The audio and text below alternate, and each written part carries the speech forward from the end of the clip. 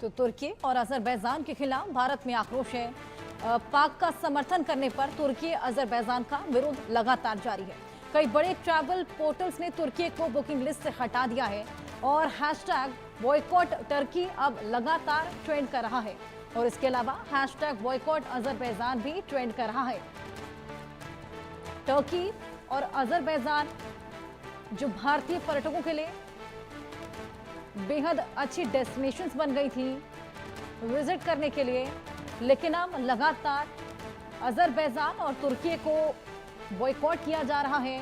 साथ ही तमाम ऐसे पोर्टल्स जो वहां की बुकिंग लिया करते थे टूरिज्म के लिहाज से, उन्होंने भी अब वहां की बुकिंग्स लेना बंद कर दिया है। जिस तरीके से तुर्की ने खुलेआम पाकिस्तान को सपोर्ट किया था, जब आतंकी गतिविधियों को लगातार तुर्की सपोर्ट कर रहा है पाकिस्तान की, अब इसी की वजह से भारत में आक्रोश है तुर्की और अजरबैजान के खिलाफ।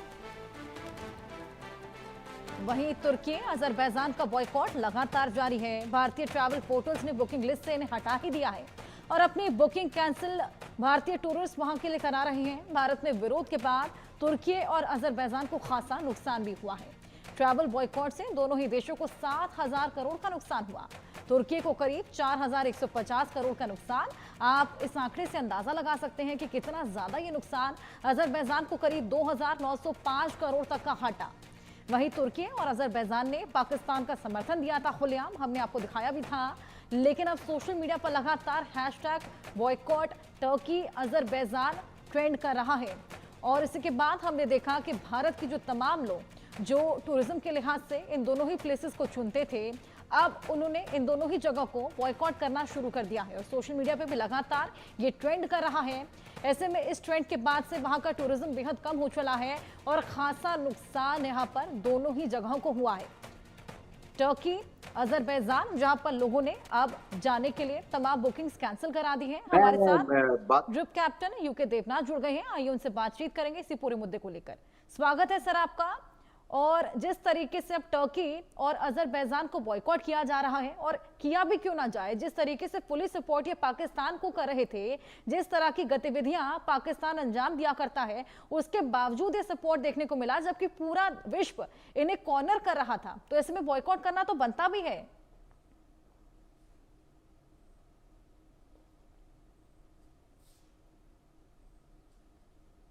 सर आप मुझे सुन पा रहे हैं? तो तुर्की का बहिष्कार और बेहद जल्द पाकिस्तान जैसा हाहाकार वहां मचने वाला है। करोड़ों का नुकसान न केवल तुर्की लेकिन अजरबैजान को भी हुआ है और लगातार सोशल मीडिया पर hashtag boycott Turkey and Azerbaijan trend कर रहा है। यूके देवनाथ जी आप मुझे सुन पा रहे हैं? मैं आपको सुन पा रहा हूँ। स्वागत है सर आपका। हाँ धन्यवाद। इसमें कोई शक नहीं है कि तुर्की एंड अजरबैजान ने बहुत ही नॉन डिप्लोमेटिक एंगल दिखाते हुए भारत के खिलाफ पाकिस्तान को मदद की है। और जाहिर बात है कि जब हमारे टूरिस्ट तुर्की जाते हैं, अजरबैजान जाते हैं, तो बड़ी तादाद में जाते हैं और अभी टूरिस्ट सीजन चालू हो रहा है। ऐसे में अगर हमारे टूरिस्ट तुर्की और अजरबैजान में नहीं जाते हैं तो उनको हजारों करोड़ रुपए का नुकसान होगा। ये शायद देखा जाए तो एक बहुत सही कदम लिया गया है। भारत में ज्यादातर जो हमारे टूरिस्ट बुकिंग एजेंसीज हैं, उन्होंने तुर्की और अजरबैजान के लिए बुकिंग बंद कर दी है।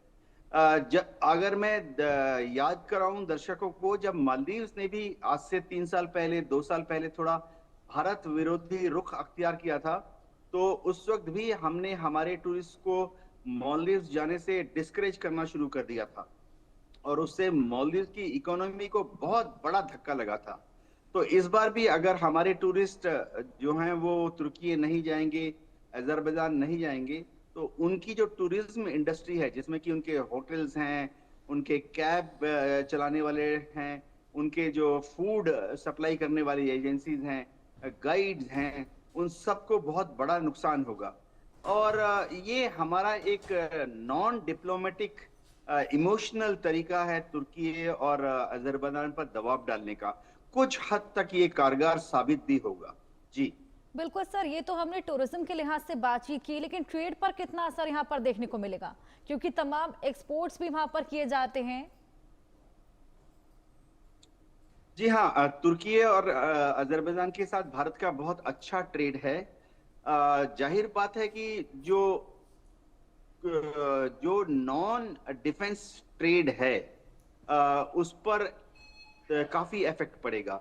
भारत सरकार कोशिश कर रही थी कि हम अजरबैजान को कुछ डिफेंस इक्विपमेंट भी एक्सपोर्ट करें। तो शायद अब अजरबैजान के इस आक्रामक रवैये के बाद भारत सरकार एक डिसीजन ले सकती है कि हम फिलहाल अजरबैजान को डिफेंस इक्विपमेंट का एक्सपोर्ट नहीं करेंगे। बिल्कुल। तो ट्रेड दोनों देशों के बीच में इफेक्टेड होगा। लेकिन ये भी मैं दर्शकों को बता दूं कि दोनों ही देश के जो एम्बेसीज हैं, उन्होंने हमारे विदेश मंत्रालय को पत्र लिखकर ये कहा है कि वो अभी भी भारत को अपना मित्र समझते हैं। दोनों ही देश के जो विदेश मंत्रालय हैं और भारत में उनकी जो एम्बेसी है, वो हमारे विदेश मंत्रालय के संपर्क में है और उन्होंने ये मंशा जाहिर की है और ये एक्सप्लेन करने की कोशिश की है कि पाकिस्तान के साथ जो उनका ये संबंध है हथियारों वाला, ये कमर्शियल डील है और इसको भारत विरोधी कार्रवाई ना समझे। लेकिन विदेश मंत्रालय इस पे काम कर रहा है। जाहिर बात है कि 3 महीने 6 महीने में इन देशों के साथ हमारा जो व्यवहार है फिर से नॉर्मल हो जाएगा, क्योंकि वह भारत का पॉइंट ऑफ व्यू समझ जाएंगे, जैसा कि हमने मालदीव्स को भी समझा दिया था। जी। बिल्कुल सर, मालदीव्स का क्या हश्र हुआ था ये तो हम सभी ने देखा, जिस तरीके से टूरिज्म वहां पर बिल्कुल ठप ही पड़ गया था। तो ऐसे में फ्यूचर पर्सपेक्टिव्स क्यों नहीं सोचे जाते इस तरीके के आतंकी माइंडसेट को सपोर्ट करने से पहले, क्योंकि अल्टीमेटली नुकसान तो यहाँ खुद का ही होना है ना।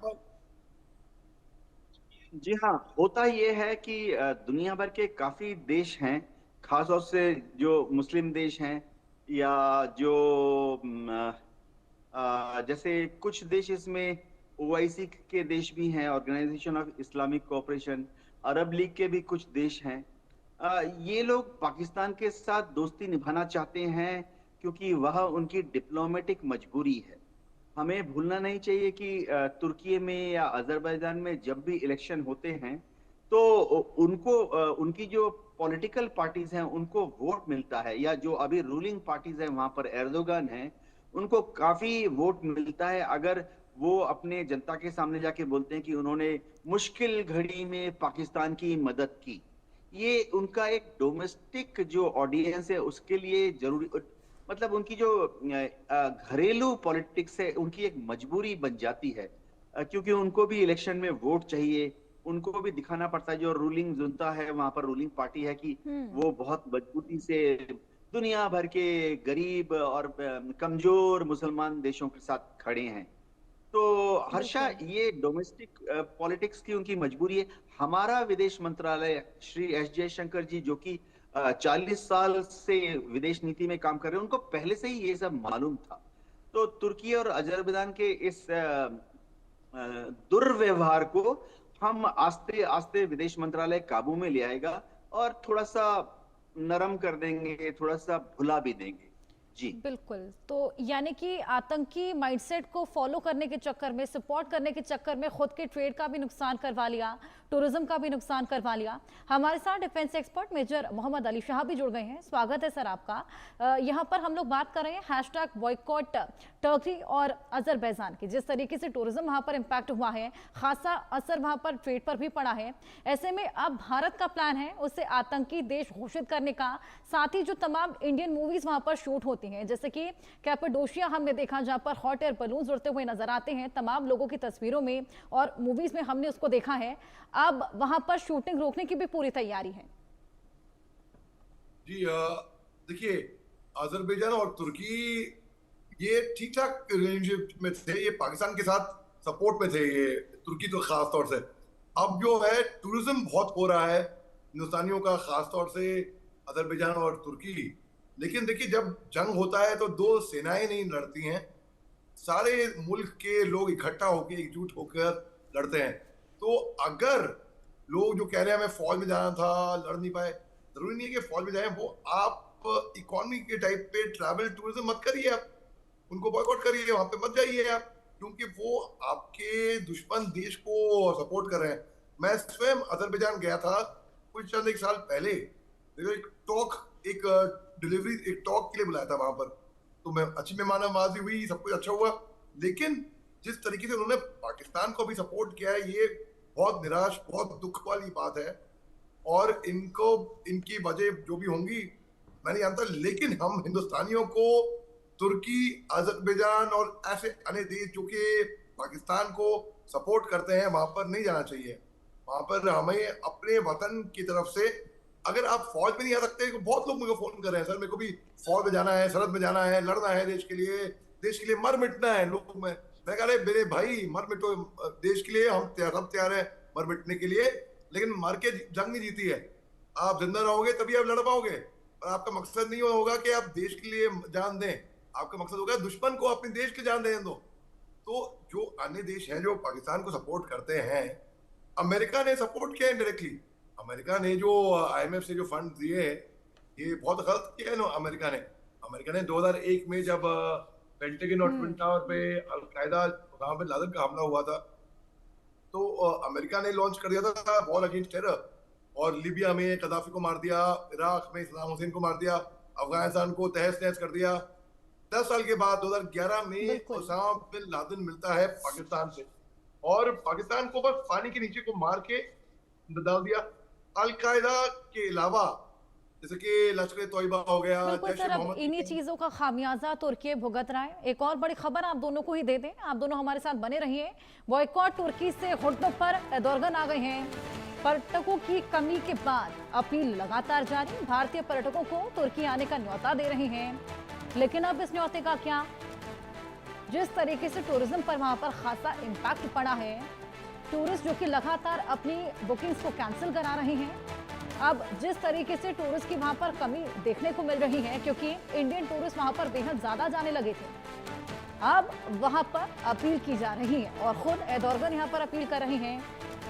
डर गए हैं एर्दोगन, जिस तरीके से टूरिज्म वहां पर खासा इम्पैक्ट हुआ है, करोड़ों का नुकसान झेलना पड़ रहा है। ये लेटर आपकी टीवी स्क्रीन पर है, जो तुर्की सरकार द्वारा जारी किया गया है, जहां पर अपील की जा रही है तमाम टूरिस्टों से कि अपनी बुकिंग को कैंसिल ना किए। जो हैशटैग बॉयकॉट टर्की जो लगातार सोशल मीडिया पर सर्कुलेट हो रहा है, जो पोर्टल्स अब वहां की बुकिंग नहीं ले रहे, जो टूरिस्ट लगातार वहां की बुकिंग्स को कैंसिल करा रहे हैं, उसी के बाद ये अपील का लेटर है जो तमाम टूरिस्ट से अपील कर रहा है कि हमारे यहाँ आइए, हम आपका स्वागत सत्कार करेंगे। लेकिन जो करतूत तुर्की ने की थी, जिस तरीके से तुर्की ने पाकिस्तान का समर्थन किया था जब भारत यहाँ पर आतंकवादियों की कमर तोड़ने के लिए तमाम एक्शंस ले रहा था, और पूरा विश्व भर यहाँ पर जान रहा था कि ये तमाम आतंकियों को पनाह पाकिस्तान ही देता है। पूरा विश्व भर जब पाकिस्तान को कॉर्नर कर रहा था, तब तुर्की जो फुल सपोर्ट में आया था, लेकिन अब जब बॉयकॉट होने लगा तो इस तरह की तमाम अपीलें भारतीय टूरिस्ट से कर रहा है। और उसी का लेटर आपकी टीवी स्क्रीन पर। यूके देवनाथ जी, ये लेटर हम दिखा रहे हैं, जिस तरीके से इंडियन टूरिस्ट से लगातार अपील की जा रही है, क्या लगता है इसका कितना असर देखने को मिलेगा? क्योंकि हमने देखा कि मालदीव्स में भी कुछ ऐसा ही हुआ था, जिसके बाद घुटनों पर मालदीव्स भी आ गया था। जी हाँ हर्षा, इसमें कोई डाउट नहीं है कि भारत के लोगों का एक संवेदनशील मामले पर बहुत ही कड़ा रिस्पॉन्स आया है। मैं खुद कोशिश करता हूं कि हमेशा भावनाओं को आगे ना रखूं, लेकिन भारत के जो नागरिक हैं वो इस नाजुक मौके में, जब भारत और पाकिस्तान एक दूसरे के सामने शायद सिंदूर 2.0 के लिए खड़े हैं, ऐसे मौके में अगर तुर्की, अजरबैजान और दूसरे देश पाकिस्तान को हथियारों की मदद देते हैं, तो जाहिर बात है किसी भी भारतीय का मन और मस्तिष्क इससे बहुत विचलित होगा, और टूरिज्म को अफेक्ट करना तुर्की के लिए बहुत बड़ा धक्का होगा। क्योंकि तुर्की की इकोनॉमी का करीबन करीबन 24% जो है वो टूरिज्म पर निर्भर करता है, और इंडियन टूरिस्ट उसका बहुत बड़ा हिस्सा होते हैं। तुर्की में अगर आप जाएंगे तो आप एक चीज और नोटिस करेंगे कि इंडियन टूरिस्ट तुर्की में हाई एंड स्पेंडर्स होते हैं। यानी यूरोप से और अमेरिका से जो टूरिस्ट तुर्की आते हैं, वो हो सकता है एक ट्रिप के दौरान वहां पर 1 लाख, 2 लाख, 3 लाख खर्च करें। जबकि भारतीय टूरिस्ट जब तुर्की जाते हैं तो वो हाई एंड स्पेंडर्स होते हैं, 4 लाख, 5 लाख, 6 लाख खर्च करते हैं। तो जाहिर बात है तुर्की कोशिश करेगा कि फिर से हमारे। चलिए सर, मैं आपके पास वापस आऊंगी। एक और बड़ी खबर, तुर्की के राष्ट्रपति खलीफा एर्दोगन का एक्सपर्ट पोस्ट भी सामने आया है। अच्छे बुरे वक्त में तुर्की पाकिस्तान के साथ था, पाकिस्तान तुर्की की दोस्ती जिंदाबाद। एर्दोगन ने शहबाज शरीफ को अपना भाई बताया है, हमारी दोस्ती की मिसाल दुनिया देख रही है। ये तमाम बातें बोलते हुए नजर आई है एर्दोगन, और इसी को लेकर एक्सपर्ट पोस्ट भी किया है। अच्छे बुरे वक्त में तुर्की पाकिस्तान के साथ, तुर्की और पाकिस्तान की दोस्ती जिंदाबाद। शहबाज शरीफ को अपना भाई तक यहां पर बता दिया। पाकिस्तान जो खुद अपने देश का सगा ना हो सका, तुर्की के राष्ट्रपति एर्दोगन शहबाज को अपना भाई बता रहे हैं और पाकिस्तान को अपना दोस्त बता रहे हैं। मोहम्मद अली शाह जी, इसको लेकर क्या बोलना चाहेंगे आप? जी देखिए, पाकिस्तान को जो सपोर्ट कर रहे हैं उनको ये मालूम होना चाहिए कि वो आतंक को सपोर्ट कर रहे हैं, पीरियड। कोई वहां की आर्मी कोई प्रोफेशनल आर्मी नहीं है, वो आतंकियों की आर्मी है। जनरल आसिम मुनीर का कंपैरिजन ओसामा बिन लादेन से कई मर्तबा हो चुका है। तो जो लोग सोच रहे हैं कि पाकिस्तान उनके भाई हैं, पाकिस्तानी उनके भाई हैं, सऊदी अरेबिया जो कि मुसलमानों का सदर माना जाता है, वो क्यों नहीं सपोर्ट कर रही पाकिस्तान को? वो तो बल्कि हमारे देश के प्रधानमंत्री साहब जब सऊदी अरेबिया में थे, जेदा में थे, वो मुसलमानों मुल्क का सदर माना जाता है। मक्का मदीना सऊदी अरेबिया में है। तो ये पाकिस्तान नहीं है, ये आतंकिस्तान है। ये बात संभाल के रखें, समझ के रखें लोग। ओसामा बिन लादेन कहाँ पर पाया गया? पाकिस्तान में पाया गया। लीबिया में गद्दाफी को मार दिया, जनरल गद्दाफी को। इराक में सद्दाम हुसैन को मार दिया। अफगानिस्तान में तहस नहस कर दी। कहाँ पर पाया गया? पाकिस्तान में पाया गया ना। तो जो अजरबैजान के लोग हैं, तुर्की के लोग हैं, वो समझ लें, वहां की सरकार ये समझ लें कि वो हमारे चैनल के माध्यम से अगर हिंदी उर्दू समझते हैं, अगर कोई उनको ट्रांसलेट कर पाए, उन तक सही पहुंचा दे। लेकिन फर्क नहीं पड़ने वाला, मैं जानता हूँ। लेकिन फिर भी हमें अपना बिट करना है और हम बोलेंगे कि भाई ये जो मुल्क है, इनको मालूम होना चाहिए कि ये आतंकियों की मदद कर रहे हैं, आतंकियों को सपोर्ट कर रहे हैं। अगर आप हिंदुस्तान को सपोर्ट नहीं करना चाह रहे, मत जाओ। तुर्की को तो जब भूकंप हुआ था, हम सबसे पहले हम गए थे तुर्की। हमारा एयरफोर्स, देवनाथ साहब एयरफोर्स में रह चुके हैं। हमारा एयरफोर्स, हमारा आर्मी, डॉक्टर्स, पैरामेडिक्स सब गए थे, दवाइयां भेजी थी, हमें रिलीफ और रेस्क्यू ऑपरेशन चलाए थे तुर्की में। इसलिए नहीं कि वो हमको सपोर्ट करेंगे, हमने बस इंसानियत के तौर पे, क्योंकि हम हिंदुस्तानी हैं, हम इंसानियत पे यकीन रखते हैं। अगर तुर्की हमें सपोर्ट नहीं कर सकती, ना करे, कोई बात नहीं भाई, चुप तो रहो, कम से कम बेदखल रहो उसके अंदर। लेकिन आप पाकिस्तान को सपोर्ट करके एक बहुत ही गलत अपनी छवि और ज्यादा खराब कर रहे हैं कि भाई आप आतंकियों को सपोर्ट करते हैं। ये प्रूवन फैक्ट है। अब हिंदुस्तान बस घोषित कर दे पाकिस्तान को आतंकिस्तान के नाम से, एक आतंकी देश घोषित कर दे, पाकिस्तान के अपने आप टुकड़े होंगे, हमें कुछ करने की जरूरत नहीं है। पीओके अलग होगा, गिलगित अलग होगा, बलूचिस्तान अलग होगा, जिस तरह की सिंध प्रोविंस अलग होगा, पंजाब प्रोविंस अलग होगा, बीच में रह जाएगा आतंकिस्तान। हर्षद जी, जनरल आसिम मुनीर जो एक बंकर में जाके छुप गए थे पिछले 3 दिन से, नहीं 2 दिन से, वो बल्कि 2 दिन भी नहीं, मैं बोलूंगा कई दिनों से छुपे हुए हैं बिल्कुल दुबक के। और वो बहुत ज्यादा एक तो दिमाग जहनी तौर पे तनाव में होंगे वो बिल्कुल। बिल्कुल, और इन्हीं को सपोर्ट लगातार तुर्की कर रहा है, भाई बता रहा है अपना। चलिए मैं आपके पास आऊंगी। एक और बड़ी खबर, सेलिब्रिटी फोटोग्राफर अतुल कज़बेकर का एक्सपर्ट पोस्ट सामने आया है। तुर्की अजरबैजान ना जाए, तुर्की अजरबैजान की फ्लाइट में सफर ना करें, उन्हें पाक पर्यटकों के लिए ड्रोन उड़ाने दो, तुर्की अजरबैजान को कड़ा संदेश भेजो। जिस तरीके से तुर्की लगातार पाकिस्तान को सपोर्ट कर रहा था, अब उसी बीच लोगों के तमाम रिएक्शंस भी सामने आने लगे हैं। कड़ा संदेश भेजने की, उनकी फ्लाइट ना पकड़ने की तमाम अपील्स भी अब लगातार की जा रही हैं, लगातार बॉयकॉट भी हो रहा है। सर मैं आपके पास आऊंगी यूके देवनाथ जी। जिस तरीके से हमने देखा तुर्की जिन भी देशों के साथ खड़ा होता है उनका अंजाम अक्सर बेखराब भी होता है। कुछ फैक्ट्स मैं आपके सामने रखती हूँ। पाकिस्तान को सपोर्ट किया था 1971 में, वो बांग्लादेश बन गया था। मलेशिया का साथ दिया, सिंगापुर अलग हो गया था, 1965 की बात है। सीरिया में समर्थन मिला विद्रोहियों को तो बढ़ गया था देश। वहीं लीबिया में तुर्की के दखल के बाद 2 सरकारें बन गई थी। तो क्या लगता है पाकिस्तान का क्या हश्र होगा, क्योंकि पाकिस्तान से तो भाईचारा नजर आ रहा है अब। इसमें कोई शक नहीं है कि तुर्की जो है दुनिया भर के मुस्लिम देशों को मदद करता है और पश्चिमी देश अक्सर इससे नाराज रहते हैं। भारत भी नाराज है इस बार। क्या तुर्की के सपोर्ट के बाद अब पाकिस्तान के भी टुकड़े होंगे? हम सब चाहते हैं ऐसा हो। देखिए, तुर्की जो है जियो पॉलिटिक्स में एक इम्पोर्टेंट मेंबर है। अंतरराष्ट्रीय पॉलिटिक्स में क्या होता है कि तुर्की का वजन थोड़ा ज्यादा है। ये समझना पड़ेगा क्यों। क्योंकि एक तो तुर्की जो है वो मुस्लिम देशों में सबसे ज्यादा एडवांस मुस्लिम देश है। बाकी बड़े बड़े मुस्लिम देश जो हैं, आप ले लीजिए नाम सऊदी का, पाकिस्तान का, इंडोनेशिया का, वो कोई भी टेक्नोलॉजिकली इतना एडवांस नहीं है जितना कि तुर्की है। तुर्की अपने यहाँ पर फाइटर विमान बना लेता है, तुर्की अपने यहाँ पर बड़े बड़े ड्रोन बना लेता है, बड़े बड़े स्पेशलिस्ट वेपन बना लेता है। दूसरी चीज, तुर्की नेटो का मेंबर है। तो नेटो का मेंबर होने की वजह से तुर्की को हमेशा अमेरिका का एक डायरेक्ट या इनडायरेक्ट समर्थन रहता है। अमेरिका क्यों तुर्की को सपोर्ट करता है ये भी समझना पड़ेगा, क्योंकि रूस का जो ब्लैक सी है उसका जो मुहाना है जो कि उसको कनेक्ट करता है भूमध्य सागर के साथ, यानी जिसको हम मैप में बॉस्फोरस स्ट्रेट कहते हैं, वो तुर्की का हिस्सा है। तो अमेरिका अगर रूस को कंट्रोल करना चाहता है ब्लैक सी के अंदर, बिल्कुल, तो फिर तुर्की बहुत इंपॉर्टेंट एलिमेंट है